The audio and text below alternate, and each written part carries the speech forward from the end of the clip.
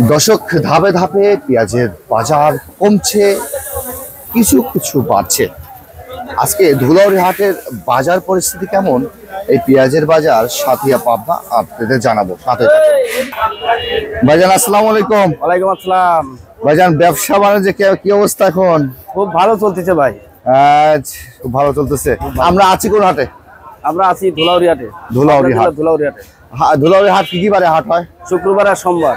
শুক্রবারে সোমবার।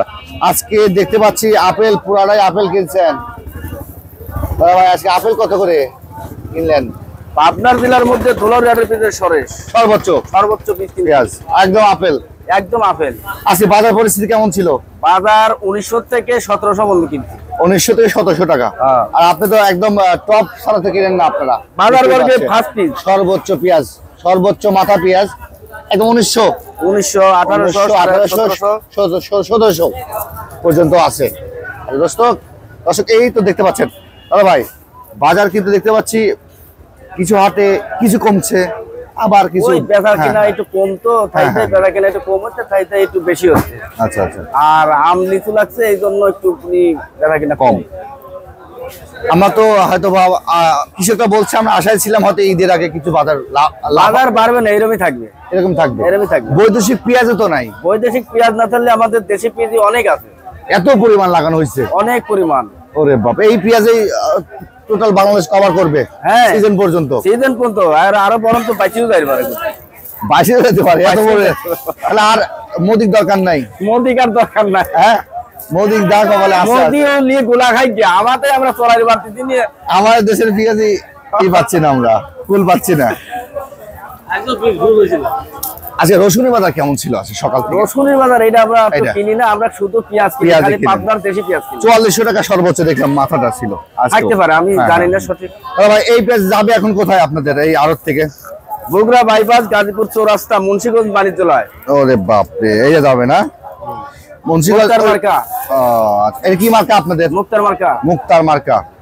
দাদা ভাই, সামনে ঈদের আগে কি বাজার কি আর একটু লাফাতে পারে? এটা তো আর আমরা বলতে পারবো না। ঠিক আছে, আপনার মুকামে কেমন?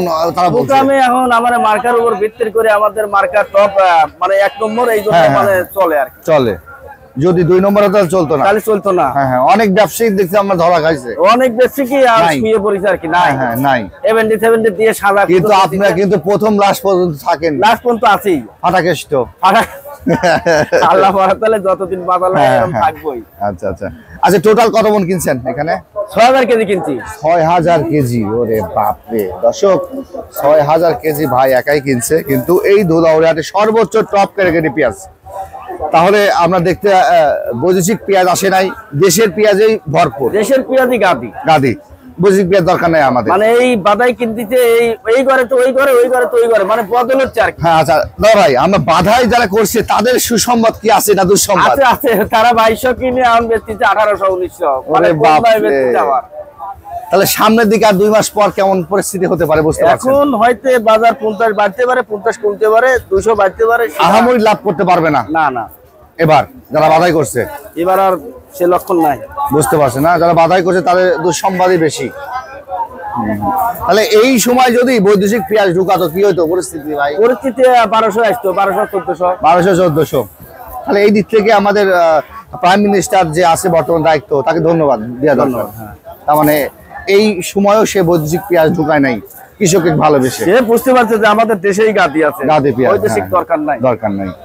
আচ্ছা আচ্ছা আচ্ছা ভাইজান, আপনাকে অনেক ধন্যবাদ। আপনার সুস্বাস্থ্য দীর্ঘায়ু কামনা করি। আসসালামু আলাইকুম। ধন্যবাদ।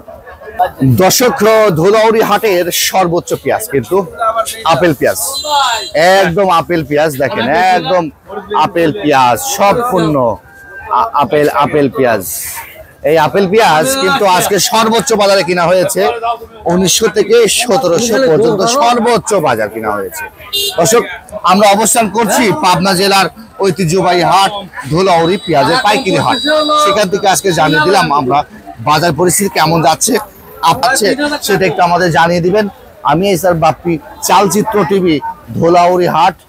আল্লাহ হাফেজ।